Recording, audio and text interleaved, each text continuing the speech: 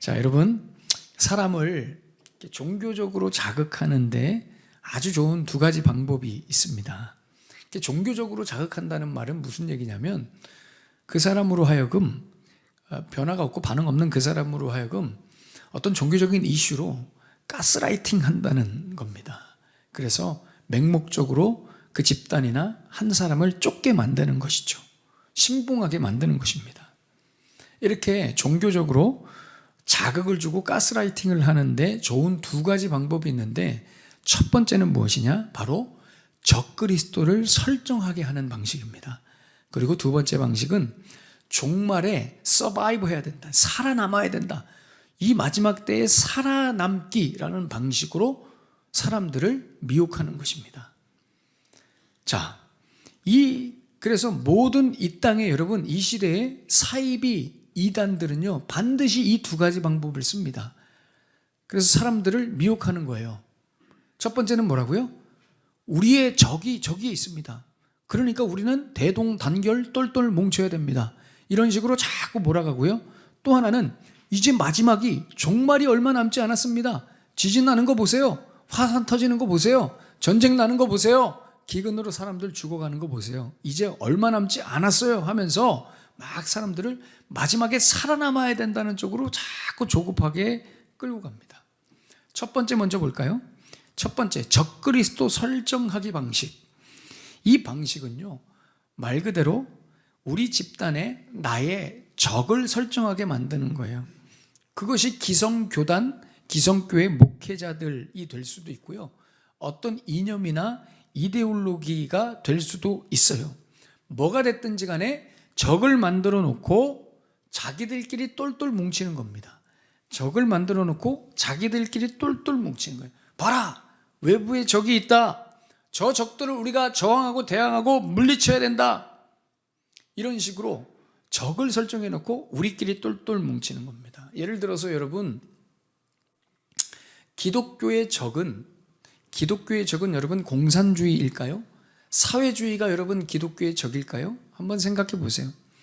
여러분, 공산주의가 기독교의 적일까요? 만약 그렇다면, 기독교의 적이 공산주의라면 기독교는 여러분 더 이상 기독교가 아니라 민주주의거나 자본주의가 돼야 됩니다. 여러분, 기독교는 자본주의가 아니죠. 기독교는 민주주의라는 어떤 이데올로기나 국가 운영 체제가 아닙니다. 그런데 적을 공산주의로 정해놓고 거기에 똘똘 뭉쳐서 투쟁하고 싸웁니다. 여러분, 이런 방식은 잘못되었다는 겁니다. 설정이. 이런 걸 통해서 이 집단이 얻는 결과가 무엇이냐? 공산주의를 대항하는 모호한 정체성을 가진 종교 집단이 되는 것입니다. 사회주의를 저항하는 모호한 종교 집단이 되는 거예요. 결국 우리가 중심이 되는 거예요. 공산주의를 반대하는 우리가 중심이 되어 뭉치는 거예요. 거기에 예수님이 안 계시는 거예요. 예수님 중심으로 하나 되는 생명 공동체가 아니라 공산주의라는 적을 물리치기 위해서 뭉치는 조직이 되어버리는 거예요. 여러분, 조직이 된다는 것은 굉장히 위험한 말입니다. 여러분, 교회는 조직이 아닙니다. 생명 공동체입니다. 여러분, 조직은 항상 뭐가 필요해요? 조직은 생존해야 되기 때문에 돈이 필요한 겁니다. 그래서 여러분, 이 세상의 모든 잘못된 이단 사이비 조직은 돈을 추구합니다. 돈을 많이 모으고요. 그래서 여러분, 요즘의 이단들의 트렌드는 뭐냐면 사회사업을 많이 하는 겁니다. 그래서 경영을 많이 해서 돈을 많이 모으는 것이죠. 왜요? 그 조직을 운영해야 되니까요. 여러분, 교회는 돈으로 운영되지 않습니다. 왜요? 조직이 아니니까요. 그래서 이런 집단들은 돈을 요구하고 돈을 많이 모으죠. 그런데 그 돈이 어디다 쓰이는지는 아무도 몰라요. 위에 있는 수장들만, 교주들만 아는 것입니다. 계속 얘기를 듣다 보면 저는 공산주의자 같죠? 저는 사회주의를 지지하는 것처럼 보이죠? 여러분, 그렇습니까? 목사님은 공산주의자셨군요. 사회주의자였군요. 여러분, 그렇지 않습니다. 요즘 이 사회가 둘 중에 하나로 나누죠. 진보 아니면 보수, 이런 식으로 이 사회를 구분합니다. 여러분, 저는 그냥 목사입니다. 한 명의 신자이고 목사죠. 저는 보수도 진보도 아닙니다. 그 어느 쪽도 아닙니다. 하지만 개인적으로는 이 마르크스주의나 막시즘이나 이 유물론에 대한 부정적인 평가를 하고 있습니다. 위험합니다. 여러분, 공산주의나 사회주의는, 마르크스주의는 그 자체로 허구고 이 시대를 무너뜨리는 악한 이데올로기입니다. 마르크스주의와 유물론에 대한 저의 의견은 분명합니다. 예. 그러나 여러분, 개인적인 생각은 그렇지만 저는 목사로서 공산주의나 사회주의를 나의 적으로, 저의 적으로 규정하지 않습니다. 저의 적은 예수님과 반대되는, 예수님의 이름을 가리고 예수님을 다시 십자가에 못 박는 나 자신을 포함한 모든 것을 저는 저의 적으로 규정합니다.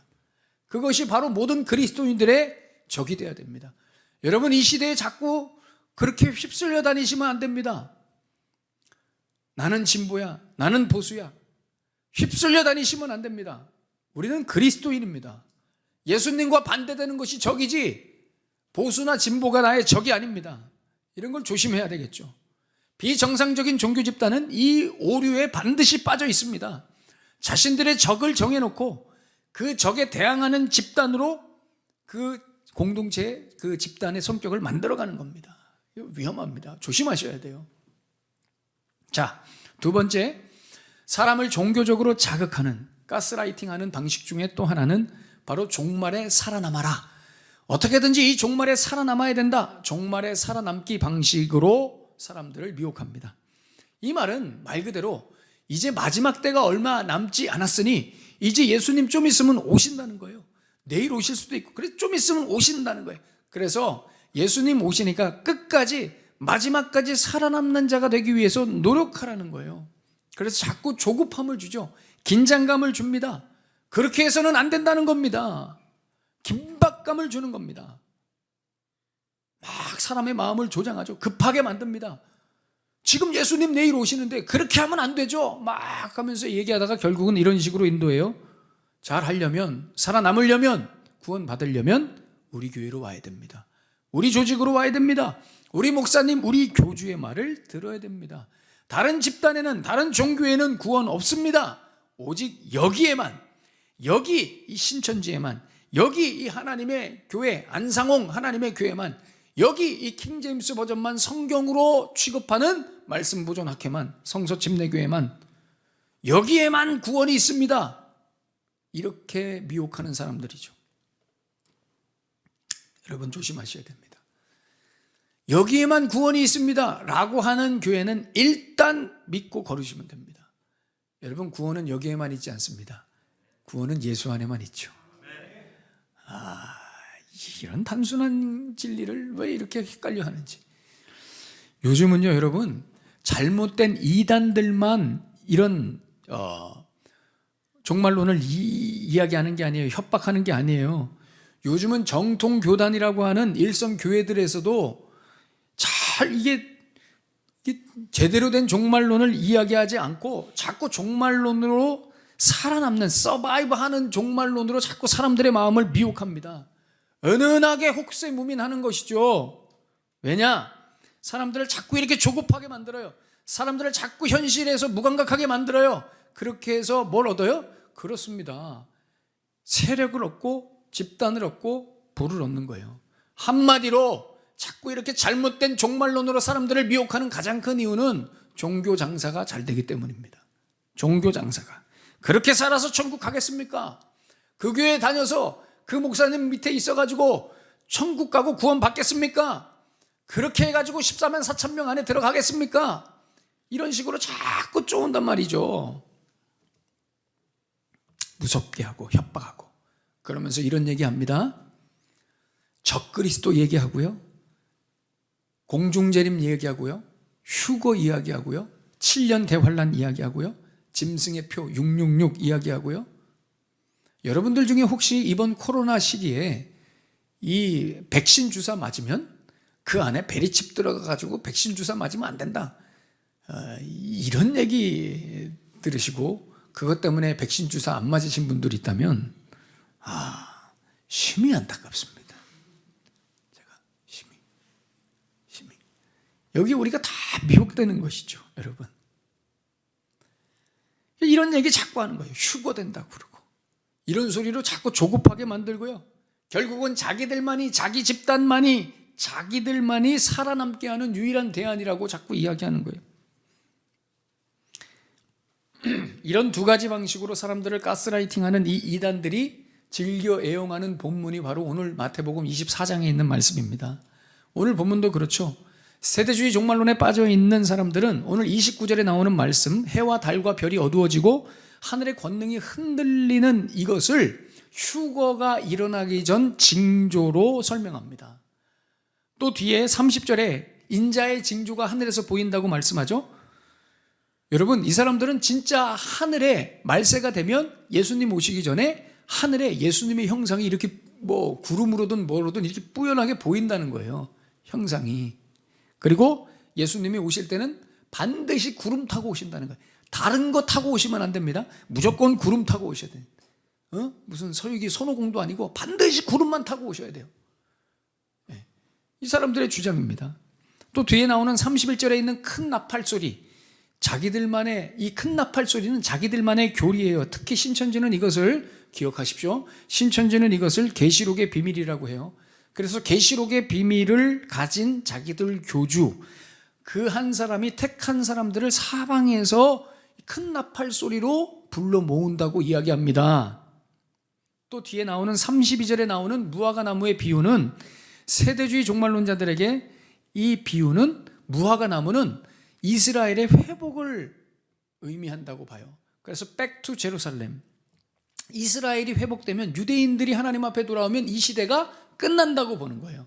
그래서 여러분, 어떤 선교단체, 우리가 잘 아는 인땡땡 선교단체, 이런 선교단체는요 지금도 백투 제루살렘을 강력하게 외치면서 빨리 전도하러, 복음 전하러 전 세계로 나아가서 땅 밟게 하고, 아프가니스탄 가지 말라는데 아프가니스탄 가가지고 땅 밟게 하고, 자꾸 그래가지고 그죠? 사회에 무리를 일으켰죠.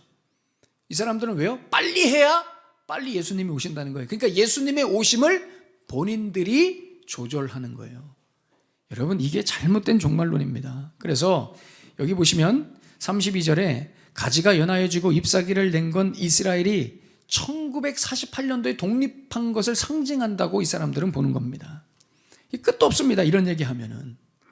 다시 위로 가서 여러분 29절에 있는 말씀 다시 볼게요. 해달별이 어두워지고 이 별이 하늘에서 떨어지는 대목을 한번 보겠습니다. 여러분, 종말론자들은 이 해달별이 어두워지고 별이 떨어지는 것을, 이것이 바로 휴거가 일어나기 전 바로 전의 징조로 이야기합니다. 제가 어떤 한 영상을 좀 보여드리고 싶은데, 영상을 보여주면 좀 논란이 될 것 같고요. 제가 그래서 이렇게 캡처를 해서 사진으로 가지고 왔습니다. 여러분, 이 교회는요, 참고로 이 교회는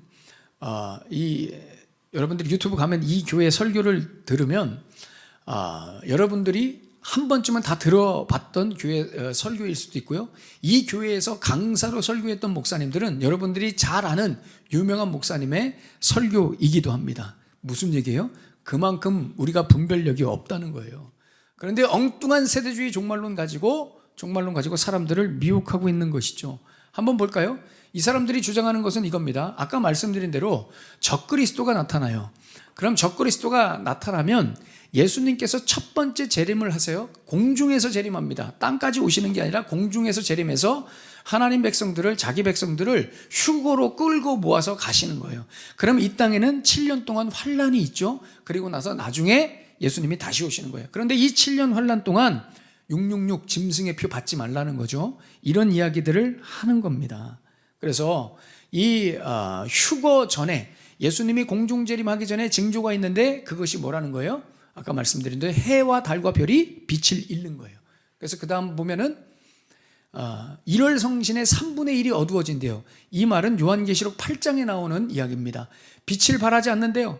그리고 또 해의 3분의 1이 빛을 잃고, 달의 3분의 1이 빛을 잃고, 별의 3분의 1이 빛을 잃는다고, 이게 징조라고 얘기하는 거예요. 휴거될 때 1월 성신의 징조와 하늘의 권능들이 흔들린다고 하면서, 이거 여러분 영상 보시잖아요. 그러면 빰빰 빠라밤 하면서 막 웅장하게 막 사람들의 마음을 쪼리게 하면서 이 영상을 보여줘요. 그 영상 보면 무슨 생각하겠어요? 휴거 돼야 되는데, 나는 구원 받아야 되는데, 내가 저 교회로 가야 되는구나, 이 목사님 말씀을 붙들어야 되는구나, 이런 생각을 하겠죠, 여러분. 이 영상 조회수가 무려 27만 회나 됩니다. 우리 원흥성광교회 설교, 이왕기 목사의 설교는 간신히 27회를 넘는데, 여기는 27만 회. 저는 그래서 우리 교회가, 제 설교가 간신히 27회를 넘는 것에 대해서 굉장히 감사하고 있습니다. 왜냐하면 유명해지면, 여러분, 저는 아무도 사람들이 모릅니다. 그래서 이런 설교를 해도 아무도 관심이 없습니다. 그래서 제가 담대하게 이런 얘기를 하는 것입니다. 여러분, 옳은 것을 이야기하는 겁니다. 그죠? 그 큰 교회에서 여러분, 제 설교를 누가 듣겠습니까? 여러분들이나 들으시지. 그래서 저는 참 감사한 것 같아요. 이런 얘기 여러분들에게 할 수 있어서 너무 감사합니다. 제가 이런 얘기 한다고 누가 시비 걸거나 주목하지 않습니다. 왜 사람들이 이렇게 해석하고 이렇게 믿어요? 그렇습니다. 서바이브, 자기가 살아남겠다는 거예요, 끝까지. 그래서 사람들을 막 조급하게 해가지고, 두렵고 마음 졸이게 해가지고 세력 모으고, 그죠? 헌금하게 하고. 여러분, 종말에 대한 개념을 완전히 바꾸셔야 됩니다. 다시 말씀드리지만, 종말이라는 것은 내가 어떤 적을 이겨내느냐, 또한 내가 살아남느냐의 문제가 아니라, 종말이라는 것은 우리 예수 그리스도만이 길이고 진리요 생명이냐, 이 문제를 내가 끝까지 지키고 갈 수 있느냐의 문제인 겁니다. 종말은 여러분, 내가 어떻게 되느냐의 문제가 아니에요. 종말에 내가 살아남느냐, 그런 문제가 아니라, 우리 예수님이 진짜 왕이신가, 우리 예수님이 진짜 구원이신가, 이 문제를 확인하려고 종말이 오는 겁니다. 그런 맥락에서 이제 우리는 오늘 본문이 무엇을 말씀하는지 조금 살펴보도록 하겠습니다. 제가 말씀드리는 것은 저의 생각이 아니라 소위 정통이라고 하는, 소위 역사 속에서 옳게 균형 잡힌 신학이라고 하는 신학자들의 이야기와 또 거기에 제가 동의하기 때문에 여러분들에게 이 말씀을 해석해 드리는 겁니다. 먼저 29절 초반부에 이렇게 말씀하죠. 그날 환난 후에 즉시 해가 어두워지며 달이 빛을 내지 아니하며 별들이 하늘에서 떨어지며. 여러분, 이 말씀은 예수님이 여기서 즉석에서 하신 말씀이 아니라 구약에 있는 한 말씀을 인용하신 것입니다. 그 말씀은 바로 이사야서 13장 9절에서 10절에 있는 말씀입니다. 보라, 여호와의 날 곧 잔혹히 분냄과 맹렬히 노하는 날이 이르러 땅을 황폐하게 하며 그 중에서 죄인들을 멸하리니 하늘의 별들과 별무리가 그 빛을 내지 아니하며 해가 돋아도 어두우며 달이 그 빛을 비추지 아니할 것이로다 라고 말씀하죠. 그래서 여러분, 이 표현은 말 그대로 무슨 갑자기 전 지구적으로 종말이 와가지고 하늘의 천체와 이 태양계가 문제가 발생할 것이다, 이런 의미가 아닙니다. 여러분, 해, 달, 별 떨어진다는 게 무슨 태양계가 문제가 생긴다는 말이 절대 아닙니다. 이 구절은 당시에 강력했던 한 제국 바벨론이 멸망하게 될 것이라는 우회적이고 비유적인 표현인 것입니다. 그러니까 해와 달과 별은 뭐예요? 바벨론인 것입니다. 그 앞에 바로 증거합니다. 13장 1절에 아모스의 아들 이사야가 바벨론에 대하여 받은 경고라 하고 이 말씀을 한 거예요. 그러니까 진짜 해와 달과 별이 불이 꺼진다는 얘기가 아닙니다. 또 뒤에 나오는 하늘의 권능들이 흔들린다, 이 표현도 마찬가지죠. 이 말씀은 예수님께서 이사야서 34장 4절을 근거로 하신 말씀이에요. 하늘의 만상이 사라지고 하늘들이 두루마리 같이 말리되 그 만상의 쇠자나무 포도나무 잎 마름 같고 무화과나무 잎이 마름 같으니라. 여기서 이 말씀도 그 5절 다음 구절에서 언급하는 바와 같이 하늘이 진짜 막 두루마기처럼 돌돌 말린다는 얘기가 아니라 5절에서 말씀하는 바와 같이 에돔의 멸망, 여호와의 칼이 하늘에서 족하게 마셨은즉 보라, 이것이 에돔 위에 내리며 진멸하시기로 한 백성 위에 내려 그를 심판할 것이라. 그러니 이 말씀도 에돔의 심판을 예언하신 것입니다. 휴거랑 아무 상관이 없습니다. 여러분, 해달별 어두워지고 떨어지는 거는 휴거랑 아무 상관이 없습니다. 오히려 이 표현은 살아남고 싶어서, 자기들 세상 만들고 싶어서 아둥바둥하는 이 땅의 강력한 인간의 제국, 인간의 나라, 자기 세상, 이것이 무너질 것을 강력하게 선포하는 메시지입니다. 그것이 그리스든 로마든 중국이든 미국이든 심지어 여러분 이스라엘이든, 지금으로 이야기하면 교회든지 간에, 교회도 여러분, 교회도 살아남겠다고 아둥바둥하는 그런 교회들은 하나님이 다 무너뜨리신다는 겁니다. 인간의 제국, 인간 나라 다 무너뜨리시겠다는 거예요. 그래서 그 뒤에 보시면 30절 초반부에 보시면 인자의 징조가 하늘을 가운데 보이겠다고 말씀하잖아요. 이것은 진짜 예수님의 형상이 하늘에서 보인다는 게 아니라 이 인간의 제국과 사람들의 자기의 세상을 무너뜨릴 예수님이 짠 하고 하늘에 나타나신다는 겁니다. 여러분, 그 예수님이 하늘에 나타나셔서 우리 가운데 오시겠다는 것이죠. 자, 이게 좀 기가 막힌 메시지입니다. 연결고리인 것입니다. 자, 그리고 여기서부터도 이제 중요합니다. 여러분, 다시 말씀드리지만 해, 달, 별은 그 당시에 바벨론과 에돔, 인간 나라, 인간 제국을 말씀한다고, 상징한다고 말씀드렸죠. 이 해, 달, 별들, 인간의 나라와 제국들을 제압하시는 예수님, 그 예수님은 어떤 예수님으로 사람들 앞에 나타나시는가, 이게 또 중요한 거겠죠. 그래서 오늘 뒤에 30절 중반 이후에 보면 이런 말이 나와요. 예수님의 오심을 보며 땅의 모든 족속들이 통곡하게 될 것이다 라고 말씀해요.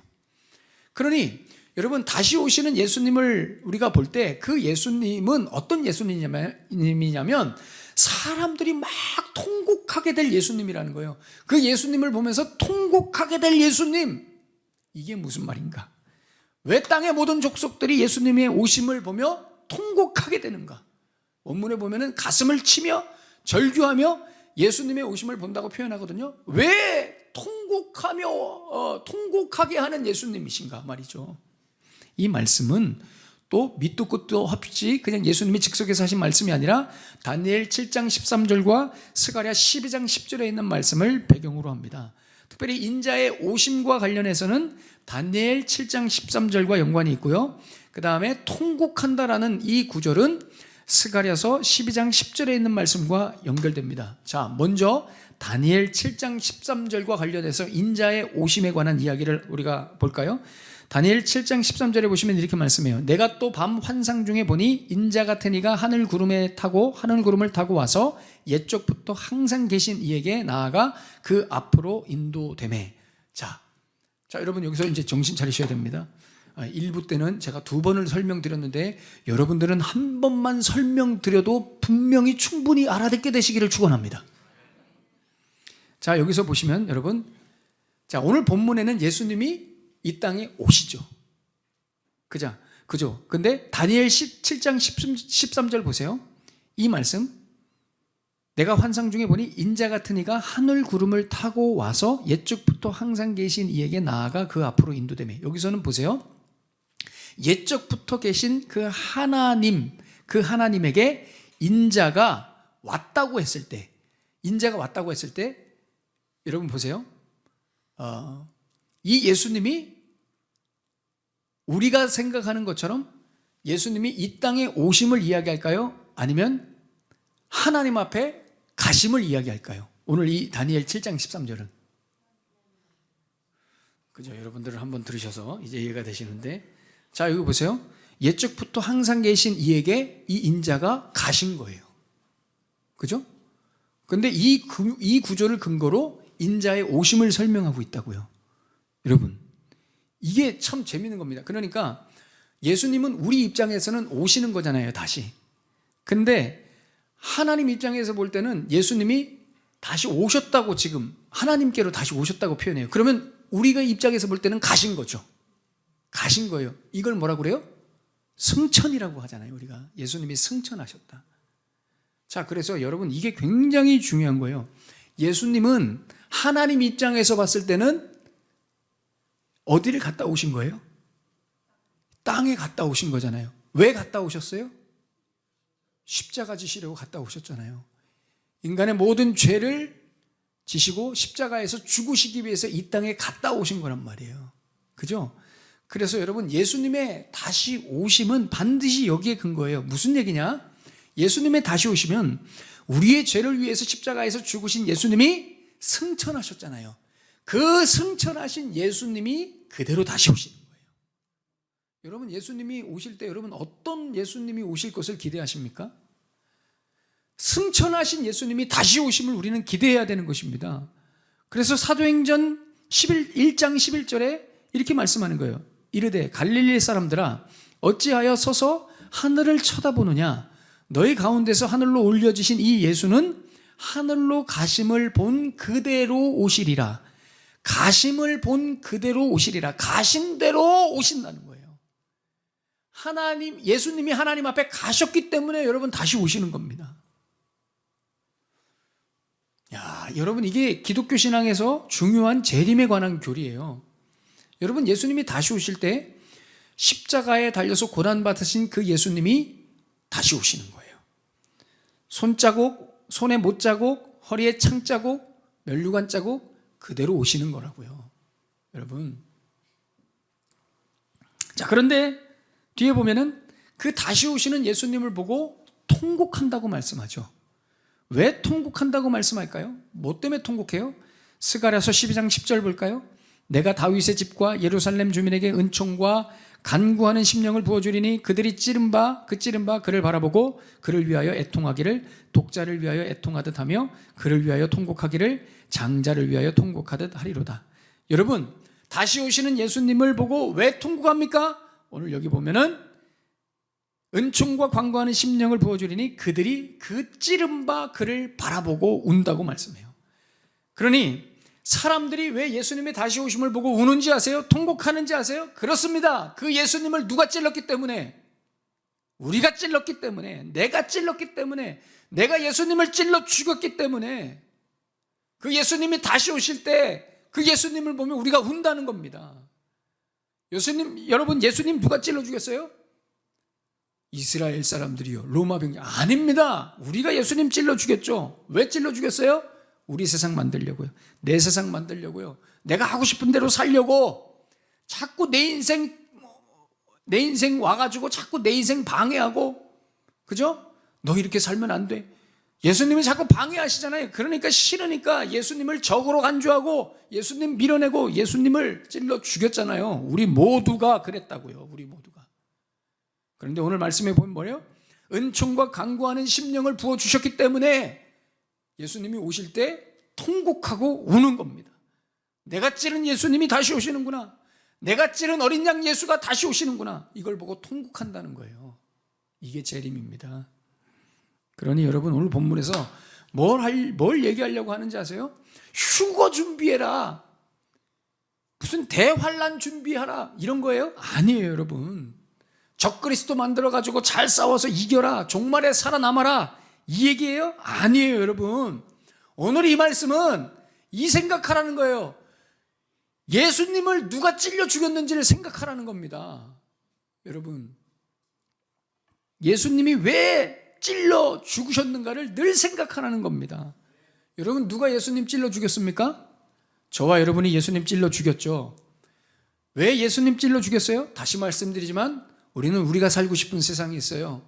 내 삶이 있다고요. 내 인생이 있다고요. 내게 있다고요. 그거 예수님이 자꾸 내려놓으라고 그러시잖아요. 싫으니까 예수님 찔러 죽인 거예요. 그런데 우리는 또 예수님 사랑한다고 그러죠. 예수님 사랑한다고 그래요. 근데 예수님 사랑한다 해놓고 우리는 평상시에도 계속 또 예수님을 찔러 죽이죠. 예수님 사랑한다면서 예수님을 계속 찔러 죽여요. 어떻게 해요? 내 것을 지키는 것으로. 저 사람을 여전히 미워하는 것으로. 그죠? 돈 좋아하는 것으로. 여러분 꼭 기억하셔야 돼요. 예전에도 찔렀고 지금도 예수님을 계속 찌르고 있는 내 자신을 보며 울고 통곡하는 사람들이 오늘 31절에 있는 말씀처럼 예수님 다시 오실 때 구원받는 사람들입니다. 그리고 반대로 예수님 찔러 죽인 건 생각하지도 않고 끝까지 내 세상 지키겠다고, 나 지키겠다고, 내 거 지키겠다고, 휴거 받아보겠다고, 대환란 피해보겠다고, 666 숫자 같은 거 보고 14만 4천 명 같은 거 집착하고 붙드는, 끝까지 살아남겠다는 신앙생활하는 모든 사람들은 다 지옥 가고 멸망 가는 겁니다. 종말을 어떻게 준비해야 돼요? 여러분, 종말 어떻게 준비해야 돼요? 휴거 준비해야 돼요? 그렇지 않습니다. 신천지처럼 계시록 비밀 풀어야 돼요? 조마조마하게 막 기다려야 돼요? 직장, 사업장, 가정 버리고 그 종교 집단에 홀릭해가지고 빠져있고 휴거 기다리고 대환란 피하고. 여러분, 별소리가 다 나와 있습니다. 대환란을 피하는 7가지 방법까지 나와 있어요. 벙커를 준비한다. 그 벙커에서 절대 나오지 않는다. 벙커에서 살아남을, 7년 동안 살아남을 음식, 그 다음에 이런 것들까지 다 설명되어 있어요. 처음 들으시죠? 네. 세상이 지금 그래요, 여러분. 이 시한부 세대주의 종말론자들이 이런 걸로 사람들을 미혹하는 겁니다, 여러분. 절대 그렇지 않아요, 여러분. 종말은 이렇게 준비하는 것이 아니라 예수님 찔러 죽인 여러분들 그 손 날마다 보면서 우셔야 됩니다. 여러분들이 저와 여러분이 예수님을 찔러 죽였잖아요. 그잖아요. 저 사람들처럼 내 세상 만들겠다고. 그거 생각하면서 맨날 우셔야 된다는 거예요. 나는 그렇게 예수님을 찔러 죽였구나. 나는 그렇게 예수님을 찔러 죽였는데 우리 예수님은 나 같은 인간에게 다시 찾아오셔서 요한의 아들 시몬아, 네가 다른 사람들보다 나를 사랑하느냐? 내 양을 먹여라. 다시 나를 품으시고 안으시는 그 예수님 보면서 맨날 울어야 됩니다. 이게 종말을 준비하는 거예요. 예수님 계속 바라보면서 그 예수님 손자국, 손에 있는 못자국 만지면서 날마다 우는 거예요. 왜 나는 예수님 믿고 예수님 사랑 받았는데 왜 여전히 변화되지 않고 그저 내 성격 그대로 가지고 있고 내 기분 그대로 가지고 있고 내 기질대로 살고 내 목표 따로 있고 쾌락으로 살고 세상이 요구하는 대로 살고 그러면서 오늘도 예수님 계속 찌르면서 살고 그런 나를 보면서 울어야죠. 아무렇지도 않게 그냥.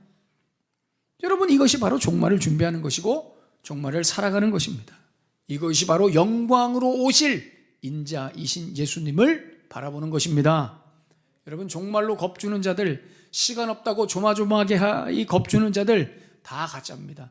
다 가짜입니다. 휴거 준비하라고, 대환란 준비하라고, 적그리스도와 맞서 싸우라고 다 가짜입니다. 무슨 적그리스도와 맞서 싸웁니까? 우리 안에 있는 이 모든 것들이 다 적그리스도입니다. 예수님과 반대되는 모든 것들이, 오늘도 예수님 찔러 죽인 거 생각하지 못하고 또 계속 예수님 찔러 죽이는 우리가 적그리스도지 누가 적그리스도입니까? 여러분, 휴거 안 될까봐 무서우십니까? 여러분, 14만 4천 명에 포함 안 될까봐 무서우십니까? 세계 종말 올까봐 무서우십니까? 제발 여러분, 이런 데 속지 마시고, 이런 데 속지 마십시오. 이런 거 말하는 사람들 다 적그리스도고 마귀입니다. 여러분, 지금 저기 화정역에 가면요, 아직도 화정역에 가면 건물 하나가, 여러분, 건물에 거의 3, 4층이 다 이 신천지 본부가 있습니다. 교육장이 있어요. 근데 제가 거기를 가끔 갔어요, 옛날에. 왜 갔냐면 6층에 사진 현상하는 데가 있어요. 그래서 사진 현상하러 한번 가면은 거기 한번 갔다 올 때마다 1-2시간씩 걸려요. 바로 앞인데. 왜 그런지 아세요? 거기까지 올라가기가 너무 힘들어요. 목사님, 엘리베이터 타고 가면 되지 않습니까? 엘리베이터는 꿈도 못 꿔요. 왜 그래요? 그만큼 그 건물 안에 신천지 교육받고 싶어하는 청년들이, 그 젊은 애들이 바글바글해요, 여러분들. 목사님, 계단으로 올라가면 되지 않습니까? 계단도 바글바글해서 올라가려면 한참 걸려요. 그만큼 신천지 애들이 바글바글합니다, 여러분. 이번에 신천지가 수료식 했죠. 젊은 청년들이 흰 가운을 입고 11만 명이 모여서 스타디움에서 수료식을 했어요. 가슴이 찢어질 일이죠, 여러분. 교회가 청년들 다 잃었죠. 그 말도 안 되는 이단에. 여러분, 신자들은 예수님 찔러 죽인 우리 손을 보면서 울어야 되는 사람들이에요. 휴거 기다리고 뭐 그런 거 아니에요, 여러분. 내가 예수님 찔러 죽였죠. 내 죄 때문에. 그런데도 오늘 우리는 또 내 옆 사람을 찌르죠. 내 옆 사람을 찌른다고요. 오늘 또. 그런 자신을 보면 울지 않아요. 아무렇지도 않아 해요. 여러분 이런 생각하면서 우셔야 돼요. 예수님, 왜 저는 아직도 예수님보다 돈이 더 좋죠? 이런 생각하면서 우셔야 돼요, 여러분. 예수님, 왜 저는 아직도 예수님보다 저를 더 소중하게 생각할까요? 예수님, 왜 저는 저 사람을 사랑해내지 못할까요? 왜 저 인간이 저렇게 미워 죽겠는가? 이런 걸 보면서 우셔야 된다고요, 여러분. 이렇게 통곡하며 우는 사람들만이 영광 가운데 오시는 인자의 오심을 맞이하는 자들입니다. 주님께서 다시 오시는 그날까지 통곡하는 신앙 되시기를 축원합니다. 엉뚱한 데 쫓아다니지 마시고 여러분 옆 사람에게 손 한 번 더 내미십시오. 휴거 기다리지 마시고요. 옆 사람에게 손 한 번 더 내미세요. 예수님 한 번 더 생각하시고요. 예수님 때문에 여러분들의 손과 발을 한 번 더 움직이시라고요. 그까짓 거 휴거 안 돼도 상관없습니다, 여러분. 안 돼도 상관없어요. 저는 여러분 휴거 안 돼도 상관없어요. 저는 다 이 세상 사람들 60억 인구 다 들림 받았는데 이왕규 혼자 남았어요. 상관없습니다, 여러분. 내가 찔러 죽인 그 예수님 때문에 통곡하고 울 수 있다면 그 예수님이 나한테 오세요. 늘 십자가 바라보시면서 울며 통곡하시는 여러분들 삶 되시기를 축원합니다. 이게 종말을 준비하는 겁니다. 이것이 종말을 준비하는 거예요. 통곡하는 자들에게만 영광 가운데 오시는 예수 그리스도를 보게 될 줄로 믿습니다. 바르게 예수 믿으시고요. 종말을 담대하게 살아가시는 여러분들의 복된 인생 되시기를 예수님의 이름으로 축원합니다. 기도하겠습니다. 오늘 주신 말씀 가슴에 품으시면서 우리 다시 한번 결단합시다. 어떻게 보면 이 설날 아침에 무거운 주제일 수 있지만 여러분 이것이 오늘 우리 각 개인에게 우리 공동체에게 주시는 메시지입니다. 여러분은 어떻게 종말을 준비하고 계십니까? 여러분 제가 아까 말씀드렸죠?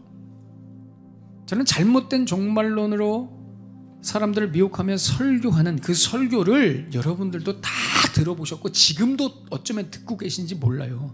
우리가 다 아는 그런 교회예요. 분별력이 없죠. 우리는 그런 거구나. 그냥 저들이 우리를 조장하는 대로 따라갑니다. 그래서 예수님을 잊게 하죠.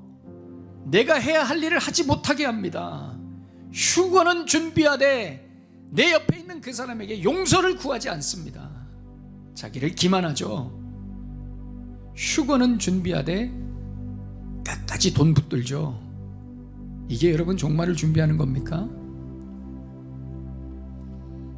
예수님의 다시 오심, 우리가 찔러서 손에 못자국 있고 허리에 창자국 있는 예수님 오시는 거예요. 그 예수님 보면서 우는 자들만 천국에 가는 거예요. 여러분 다시 도전하십시다. 예수님 통곡하며, 내가 찔러 죽인 예수님 바라보고 통곡하며 회개하며 예수님 사랑해서 손과 발을 한 번 더 움직이는 그런 종말을 준비하겠습니다. 나를 붙들어 주시옵소서. 오늘 주신 말씀 가슴에 품고 우리 뜨겁게 하나님 앞에 기도하겠습니다. 하나님 아버지, 주님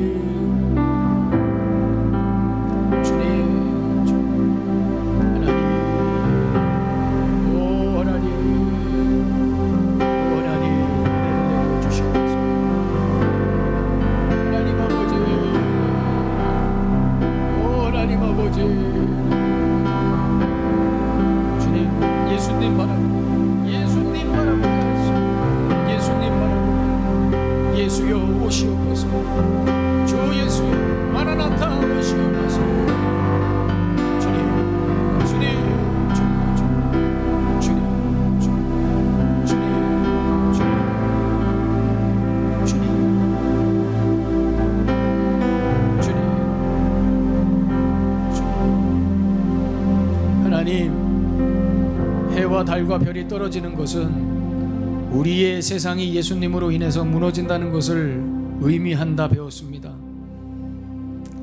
우리 가운데 다시 오실 예수님, 그 예수님은 이 땅의 인간 나라와 우리의 세상을 무너뜨릴 예수님이십니다. 그 예수님은 우리가 십자가에 매달아 찔러 죽인 예수님입니다. 그 예수님을 보며 다시 울고 통곡하는 자들만이 천국에 가는 줄로 믿습니다. 오늘 말씀 앞에 다시 결단하고 도전하게 하시고, 휴거니 지구 종말이니 대환란이니 이런 말도 안 되는 미혹에 넘어가지 않고 내 손으로 죽인 예수님, 십자가에 피 흘려 죽으신 그 예수님만 끝까지 바라봐서 울며 통곡하며 주님 가신 그 길 같이 쫓아가는 사랑하는 주의 백성들 다 되게 하여 주시옵소서. 예수님의 이름으로 축복하며 기도하옵나이다. 아멘.